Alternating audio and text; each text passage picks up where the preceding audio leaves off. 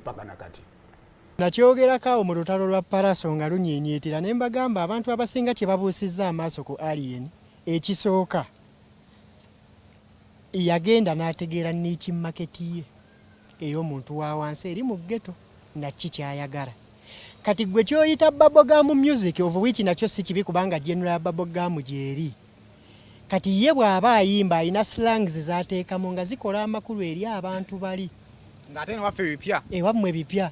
Nsekerera omuzadde yagamba omwana we tabanganze nga tamanyi kyendi seeko bangi. Abaana bagundi temubeesembereza n'otuuka n'ofuuka ekintu ate nga baga lwaki temukoppa omwana wa gundi siina nnyo naye ndi mumativu ebijanjalo mbirabako amasavu.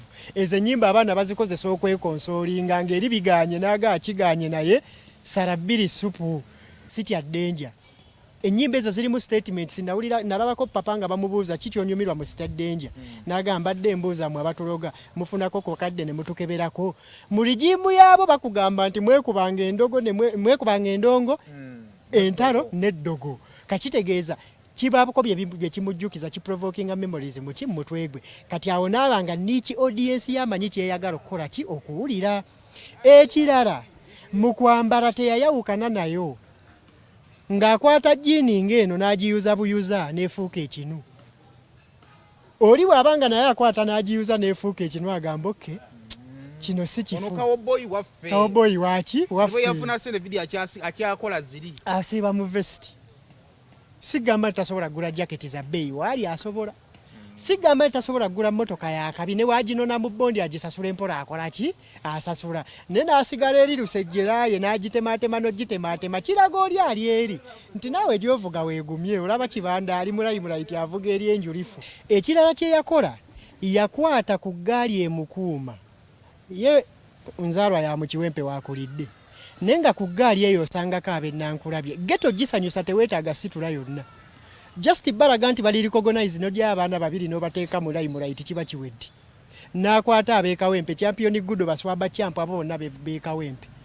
N'osanga bano abasajja ba Anile Kim beemakinde kakitegeeza mu lulimi lwe boogera olubagatta olwawamu. Afunye ne representation bali kwe boogera okwata kinga nti ddala ono waffe olaba n'abaana baffe abaleese. Mu kubaleeta n'atabafuula bapikkerere.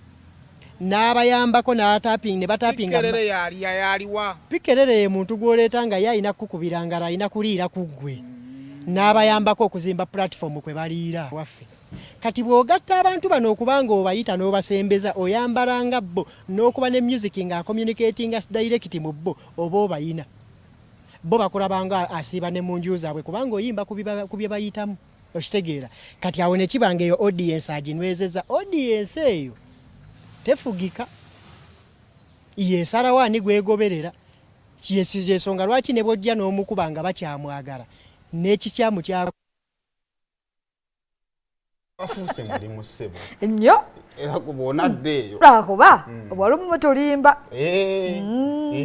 bwalo naye mutulimba naye boloze ensibu y'omugezi abalina ebizibu abakola research batawaana ekyokubiri mu bulamu obusooka osooka kwambuka n'otandika okutereeza